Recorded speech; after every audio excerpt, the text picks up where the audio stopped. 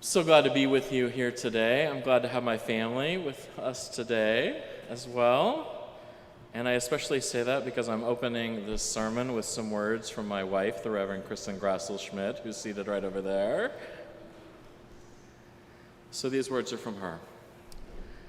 Spirit of life, we gather today to pause from the press of everyday life and refocus on that which is most true, most good, that which is most worthy of our time and attention, energy, and gifts. We gather today thankful for wisdom from sources both sacred and secular, and most especially today for the wisdom of baseball. May all that lifts our spirits, all that connects us to past, future, and that which is greater than ourselves, all that helps us stay focused, not on the crowd, but on the ball. And all that reminds us that we've got teammates who have our back. Be in us and with us today as we open our whole selves to the blessing offered to each and all of us today. So come, let us worship together. Now, I was talking before the service with some of you, and I was reminded once again that in baseball there are an infinite number of sermons. We could talk about grief, or joy, or loss, or superstition, or faith. We could talk about history. And I don't have time for all of those sermons. I'm only giving you one today, so you'll have to imagine some of those. But the one that I wanted to talk about today is this. There is, or at least once upon a time there was, a reasonable case for saying that baseball was America's primary religion. It's, of course, famously known as America's pastime. Millions upon millions of people attend each year. There are about 65 million tickets sold to Major League Baseball games, and of course, countless more millions to minor league and college and high school and youth games. That 65 million is far more than any of the other professional sports leagues. Of course, baseball does play about twice as many games as any of the other leagues. That's part of it. There are, of course, the buildings in which baseball is played. We refer to them, especially the grand historic ones, as cathedrals, using explicitly religious language there. The participants wear particular clothing, including, I note, the managers who wear playing attire, even though they are not in any shape to play, most of them. There are set rituals and ceremonies that happen every game. It is just chock full of jargon and insider language. I'll get to that more in a minute. Baseball, of course, is not just the positive aspects of America's religious life. It reflects many of the negative ones, too. It was as segregated as any religious community for much of baseball's life in this country. There are still many, many issues with justice and fairness to be tackled in the game, much like our religious communities. In any case, all of these things I've talked about are hallmarks of religious community. I'll get to that in a second. I'm here today to talk about this because it has long fascinated me. In fact, it's not just baseball. There's a lot of this. There are a whole lot of our things in our lives today that possess many of the hallmarks we associate with religious community, even though many of them are supposedly secular. And I think this has a lot of interesting and challenging implications for communities like this one, like Unitarian Universalist communities all over the world. But first, baseball. Now, whether we think of it as a religious activity or not, I think there are a few better ways to spend a summer afternoon or evening than going out to the ballpark. Now, the game itself is fun for a lot of us. Some of us played. But even if you don't know or don't even enjoy baseball, the game, there's the sights and sounds, the ballpark foods and drinks, the various entertainments going on in the stadium, and of course, one of my favorite things is people watching. And there is a lot of it to do there. It has to be said, though, that baseball is a really bizarre game. Most team sports follow a relatively similar format. You get a ball or similar sort of object, and you have to get it into a defined area in order to score for your team, and at the same time prevent your opponent from doing the same thing in their defined scoring area. And the rest of the details are just sort of extra. There's whether you can use your hands or feet and where, how long any one player can hold the ball, what surface you're playing on, whether it's hard court or grass or ice or you name it, what shape the particular scoring area of the sport is. But baseball is weird. For one thing, the offense, unlike in any other sport just about, almost never touches the ball. And there's only one goal, not two, and it's sort of weird to even talk about it as a goal. The goal there is to cross home plate while you're on offense, because crossing or touching home plate while you're on defense is sort of irrelevant, actually. I note, too, that baseball is weirdly choppy. There are a lot of breaks and slow parts. The Wall Street Journal did a study several years ago and said that a baseball fan at a Major League Baseball game, now they've implemented some rules to improve this a little bit, but anyway, this was a few years ago, a fan will see 17 minutes and 58 seconds of actual action during an approximately 3-hour game. That's 1/12 of the time. And still, despite or perhaps because of all this weirdness, baseball is beloved. And it has taken on an even larger role in the mythology of our nation's identity than perhaps its role in the sporting world would merit. But I note, too, that it's hardly alone in many of the ways that people interact with it. To get back to where I was a moment ago, let's talk about what defines religious community, whether we would use the term religion or not. There are several ways. In fact, there's a whole bunch of these ways. If you go online or do even the most minor of research, you'll find a lot of different people have a lot of different ideas about this. So stick with me, because I'm only going to use one of those ways today.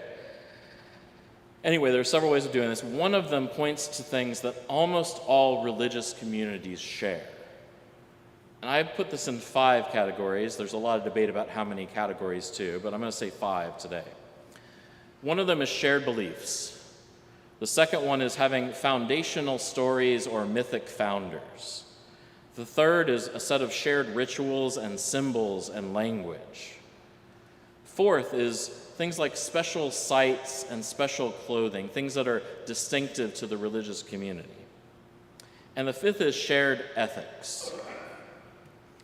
And this is why I love to talk about baseball, because it's actually got quite a few of these in a really clear and easy way to understand, I think.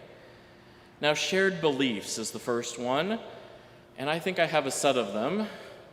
You can let me know if you disagree later. So fans certainly believe, A, that their team matters, and B, that the game of baseball itself matters. Fans generally believe that their team is existentially the best, if not always the best on the field. They believe that their team has a chance, if not this season, then certainly soon, to win it all. For the second category, foundational stories and mythic founders, well, baseball is chock full of this too. Abner Doubleday created baseball, right? That is not actually true, by the way, but it's the story we all learned. Or it's not entirely true, at least, I should say, I guess. For in terms of mythic founders and mythic heroes, well, we could name them all day long here, right? Babe Ruth and Hank Aaron and Ty Cobb and Nolan Ryan and Jackie Robinson and Roberto Clemente and a bunch of them today in today's contemporary game too, of course. 3, shared rituals, symbols, and language. Well, I feel like I barely even need to expound upon this one. The jargon is off the charts, so much that baseball jargon has entered our common lexicon. To say that you hit a home run does not mean that you physically knocked a ball over a wall necessarily.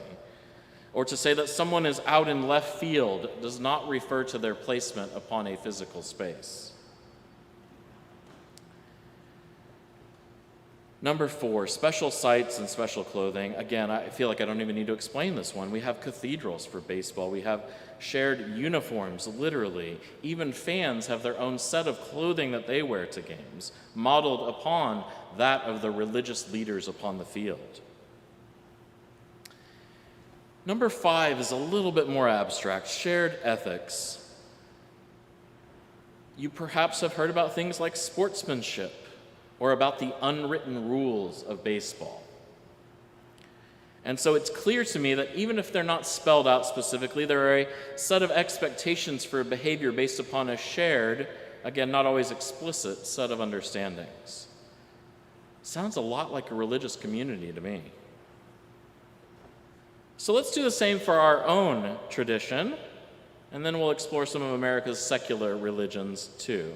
For Unitarian Universalism, shared beliefs. Okay, this one is a little tricky. Because, of course, we are explicitly non-creedal. There is no statement of belief one must agree upon to be Unitarian Universalist.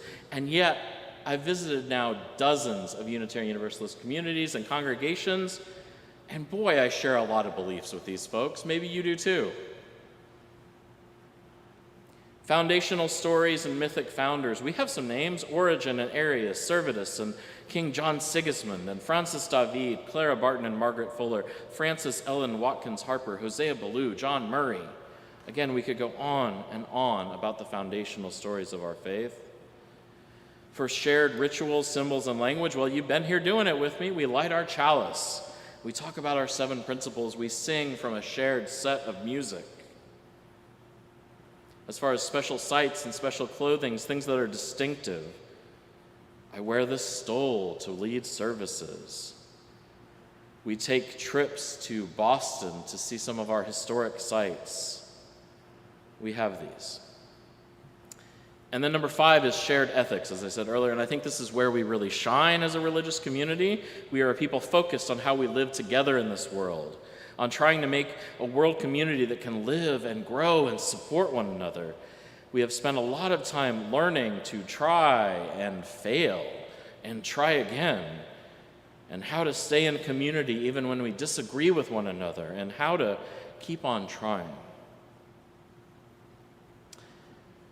And I also want to talk about other communities that I think act a lot like religious communities, even though they don't say they are, not just baseball and other sports fandoms, which we could go through. The Women's World Cup is going on right now, and if you've ever seen a more interesting mix of nationalism and secular religion and sports all together, well, you've seen the Olympics then, I suppose, but there aren't many examples better than it. But no, the one I want to talk about today, and I hope I have at least one person here with me, is Taylor Swift. Now, I like Taylor Swift. I listen to her music, but I would not call myself a Swiftie, as the name her fans give themselves. I don't think I qualify for membership in the Church of Taylor, but there are literally millions of people who would. So let's do the list real quick. Shared belief. Well, I think the shared belief is that Taylor's music is amazing, that she is amazing, and that really matters. Number 2, well, Taylor is the mythic founder and leader of her own church, right? 3, the shared ritual, symbols, and language. Well, there's literally the canon of her lyrics and music, which fans can and do quote every single line of for a full 3-hour concert. But there's also things like the trading of bracelets that has now become a tradition, a real ritual observance at every concert of hers. As for special sites, well, all of these gatherings I'm talking of, they happen at carefully constructed stages in large stadiums with tens of thousands of people. Clothing, she's currently doing her Eras tour, so she's literally wearing clothing from every era of her music in very ritualistic fashion. And then there's things like concert t-shirts. If you've ever seen a better example of being in a uniform for your community, I don't know of it. And shared ethics. Okay, this one is a little harder, but stay with me. It certainly seems to me that Swifties have a shared sense of approach to the world as defined loosely in her music. Now, if you don't connect with my Taylor Swift analogy and need one perhaps from a different era, you might think of the Grateful Dead. Because if ever there was a religious community around a musical group, that is it, I think. Now, of course, many of us are members of groups that also meet at least some of these religious community criteria. We could talk about Rotary Club members or any of the fraternal organizations for that matter, or people who are in musical groups that meet every Wednesday to rehearse, perhaps, or people who are really into Dungeons and Dragons and meet for the observances every week, or people who go out to worship the god of the golf course every weekend. Those who attend every season of the symphony are deeply connected to whatever their online interest group is. College fraternities and sororities are perhaps the classic example of this pseudo-religious community. And in the era of social media and globe-spanning technology, there are fewer barriers than ever preventing people from joining together in real community around whatever their interest is. And this causes me to ask, what, friends, does it mean to be a specifically, definitionally religious community in a world where people have so many other opportunities for connection? What does it mean that people report being more lonely than ever in a time in which connections are also so available all around us? A time in which technology has lowered so many barriers to participation. So what does it mean for us, for a congregation like this? Every time I talk to people in Unitarian Universalist congregations, and I've talked to a lot of them at this point, about why they first came to the congregation, why they stayed, I hear many of the same things. Things like, I felt at home. I felt like these were my people. I wanted something in my life that this place, that this community seemed like it might be able to provide. Now, of course, there are as many reasons as there are Unitarian Universalists, but these are some of the ones I hear often. Because we want to be a part of something that calls us to be our best selves, that asks us to grow in ourselves so that we can help our world. We want to be in a place that welcomes in people of all ages and backgrounds to be together in multi-generational community. In a place that urges us to examine who we are, what we believe, and then calls us to rise up to those beliefs and how we act in the world. Now, as I did with baseball, we have to acknowledge that religious communities have a very checkered history when it comes to being a force for good in the world. We could name things like the Crusades and the Spanish Inquisition, or terrorism from religious fanatics, the various holy wars throughout history, as just a few of the lowlights. And still, despite this, part of why I am involved with the religious community, why I am a minister, is that I see the potential for great good. Because the other communities of which I've spoken today, most, but not all of them, but most, don't necessarily love all that you are or ask you to be better. And even the ones that do ask you to be better rarely offer the grounding or tradition or belief structure to do that in a powerful, authentic way. And at our best at least, this is what we do in our communities. Because we are aware, of course, of the dangers of what the Unitarian Universalist theologian and ethicist James Luther Adams called the unexamined faith. Adams, for those who don't know of him, lived and studied in 1930s Germany. He watched the Nazis come to power. And he pointed out that those who called the Nazis faithless or evil only had it half right, because it takes a lot of faith to kill tens of millions of people, but it's faith in all the wrong things. It's faith that has been badly misplaced. And when we aren't careful about where we put our faith, we risk falling into similar, hopefully much less profound, mistakes. To quote from Adams, he said, "A faith that is not the sister of justice is bound to bring people to grief. It thwarts creation, a divinely given possibility. It robs them of their birthright of freedom in an open universe. It robs the community of the spiritual richness latent in its members. It reduces the person to a beast of burden in slavish subservience to a state, a church, or a party, a God made by human hands." Adams said we have to place our faith in something ultimate, beyond any individual or nation or church. Now, he called this God, and I know there are plenty of us that don't use that language, but I ask you to listen to his definition of it and see if it strikes something within you as it did once for me.